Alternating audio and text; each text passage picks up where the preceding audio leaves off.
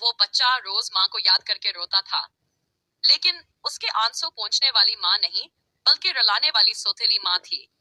یہ کہانی ہے اس ظلم کی جو چار دیواری میں چھپا رہا مگر ایک دن سب کے سامنے آ گیا۔ الٹرا کلر ہک شارٹس کے لیے ماں کے بغیر بچہ تو جی سکتا ہے مگر سوتیلی ماں کے ظلم کے ساتھ نہیں۔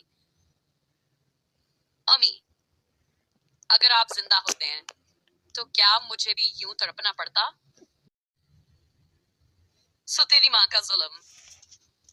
ایک درد بھری کہانی۔ علی صرف 8 سال کا تھا جب آسکیما دنیا سے چلی گئی۔ ماں کے جانے کے بعد گھر کی رونق بھی جیسے ساتھ ختم ہو گئی۔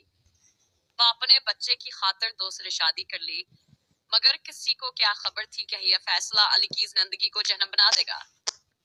نئی ماں شروع میں بہت پیار دکھاتی مگر شادی کے چند ہے دن بعد اس کا اصل چہرہ سامنے آ گیا۔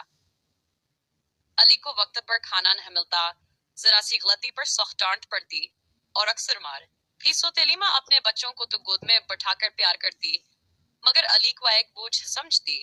علی پچاس بچ سہتا رہا۔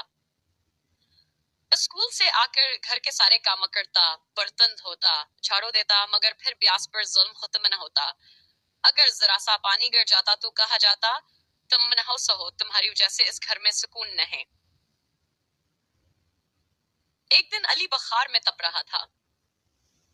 اس نے ہمت کر کے کہا امی مجھے بہت درد ہو رہا ہے مگر جواب میں صرف یہ ملا ڈرامہ بند کرو، کام کرو۔ رات کو علی بھوک اور بخار سے روتا رہا اور آنسوؤں میں اپنی اصل ماں کو یاد کرتا رہا۔ امی، اگر آپ ہوتے تو مجھے یوں اکیلا نہ چھوڑتے۔ کچھ دن بعد علی اسکول میں بے ہوش ہو گیا۔